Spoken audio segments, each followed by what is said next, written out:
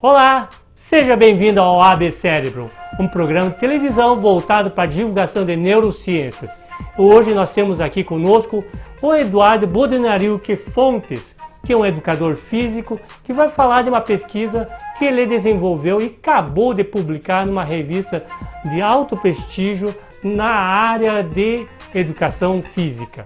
Tudo bom, Eduardo? Seja bem-vindo aí ao programa, né? Conte um pouquinho para nós esse estudo que acabou de ser publicado. Onde mesmo que foi publicado? Foi publicado na British Journal of Sports Medicine, uma revista inglesa, uma das principais da nossa área. Bom, nesse trabalho, durante os meus trabalhos, durante o estudo de mestrado e doutorado, eu fiz muito estudo envolvendo a fadiga do músculo, né? Então a gente media a atividade do músculo, media o lactato sanguíneo, fazia várias medidas para tentar entender por que as pessoas estão fadigando ou por que elas estão sentindo que elas estão fadigando, né? Estão ficando mais cansadas, por que isso está acontecendo? E aí a gente, durante esses trabalhos, a gente sempre chegava a algumas conclusões, mas sempre limitadas, porque a gente falou, bom, mas e o que está acontecendo lá na cabeça do indivíduo, né? O que está acontecendo? Por que ele está percebendo que está ficando cansado, né? Porque às vezes a gente via uma pessoa que estava com uma resposta, uma atividade muscular de um jeito e outra pessoa com outra atividade, só que elas percebiam que estavam ficando cansadas da mesma forma. Então, assim, a gente percebeu que, obviamente, é alguma coisa na cabeça, né? No cérebro do indivíduo que a gente estava perdendo, não estava conseguindo explicar os nossos resultados. Bom, aí existe um pesquisador muito famoso na literatura, que é o Timothy Noakes, é um professor da África do Sul. Lá na África, ele foi o primeiro cara que falou assim, essas medidas periféricas, né, do músculo, do consumo de oxigênio são importantes, mas quem regula tudo isso é o cérebro que recebe essa informação, né, processa e aí te dá uma percepção, você regula o que você está fazendo, né, se você está carregando um saco para um saco de areia para algum lugar, ou as compras, né? Quando está ficando cansado, o que vai acontecendo? Você vai diminuindo o ritmo, justamente porque o cérebro está regulando isso, né? Você está sentindo na perna, mas na verdade quem está controlando tudo era o cérebro. Enfim, então eu fiz o contato com ele, né? Falei da minha ideia de a gente tentar analisar o cérebro, e aí eu fui para a África do Sul durante o doutorado e fiquei 1 ano lá na cidade do Cabo, magnífica cidade, muito, muito bonito. Daí foi fazer um safari lá ou não? Fiz safari também, nadei com as baleias, olha que fantástico, muita coisa legal lá. Pesquisar nada? Ou pesquisar não, pesquisar também, muito, mas aproveitar os finais de semana bastante. Maravilha. Mas enfim, e estando lá, né, eu fui para usar um equipamento que media a oxigenação do cérebro. Só que essa oxigenação fica mais na superfície, então eu estava tentando identificar qual área do cérebro, na superfície do córtex, né, bem ali na parte de cima assim, da cabeça, qual área que oxigenava mais ou menos. Só que aí isso também não estava respondendo a minha pergunta, porque a gente sabia que tinha áreas mais profundas do cérebro que são importantes também. Então a gente ficou matutando como medir isso, né? E aí, através da ressonância magnética funcional, a gente consegue ter uma medida. Então aquela máquina que você entra dentro, né, com a cabeça estabilizada lá. Aí a pergunta é como colocar alguém para fazer exercício para a gente medir a atividade do cérebro lá dentro da máquina, né? E algumas tentativas já foram feitas com o tornozelo, com as mãos.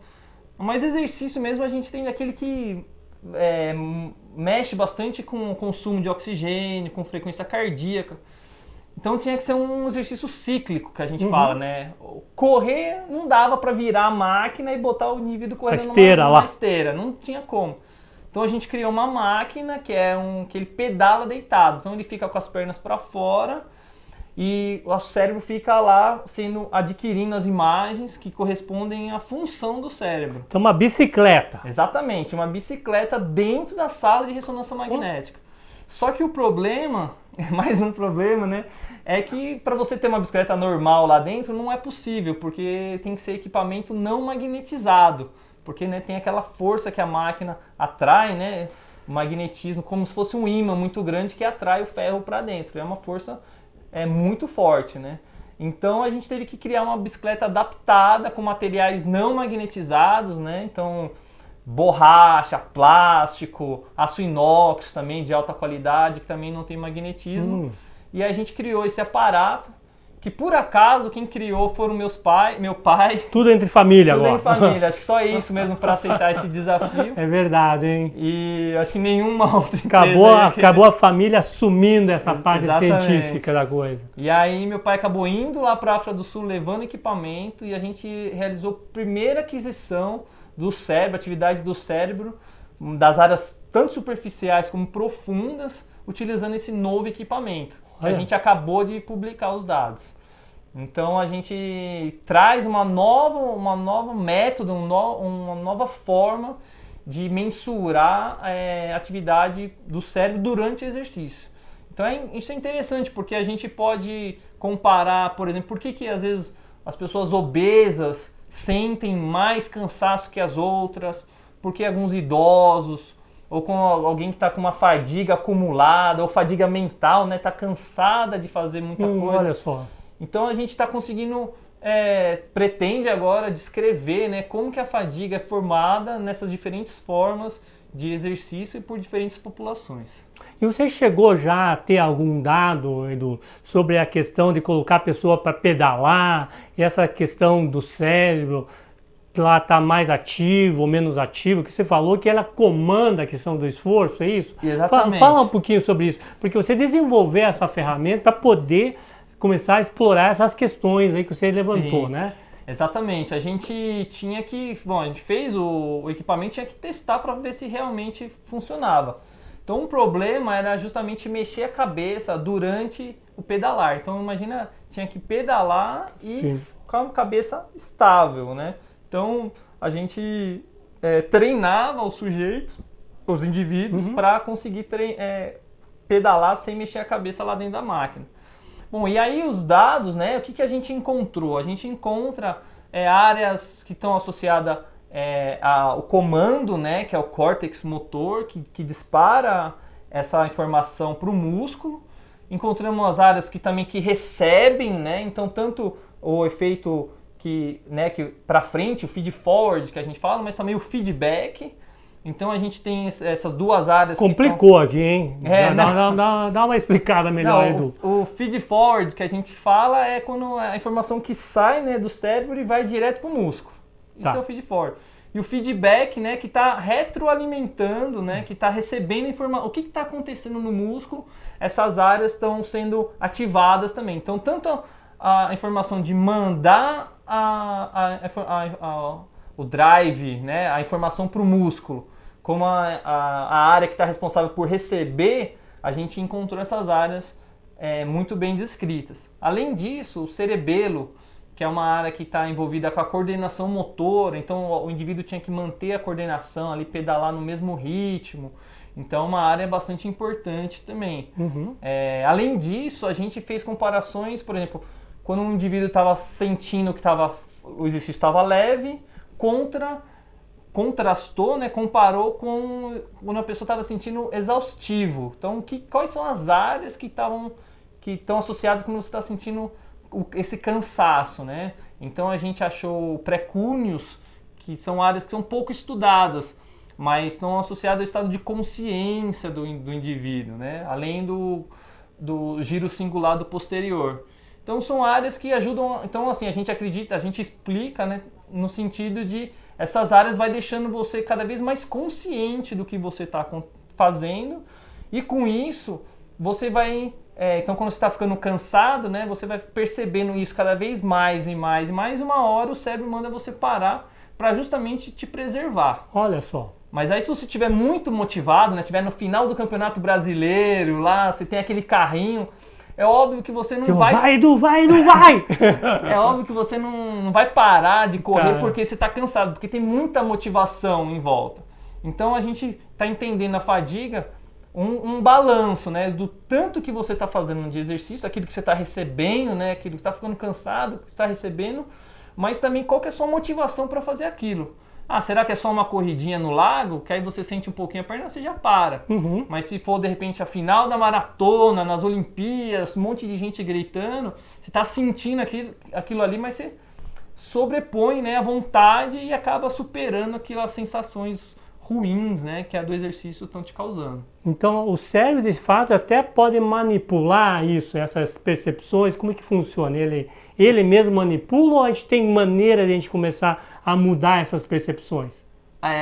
Tem uma resposta muito individual, né? Cada pessoa percebe de uma forma diferente. Então, por exemplo, se você usar a música, né? A música você coloca lá o seu fone de ouvido e sai para correr lá. Então isso é uma forma de você concentrar, né? Gastar sua percepção na música. Se for aquele rock and roll bem que você adora, aquela música do Rock Balboa. Então, por exemplo, ali você... Como é que é, Aldo? Como é que vai cantar pro pessoal aqui que tá assistindo? Não, o guitarrista aqui é você, né?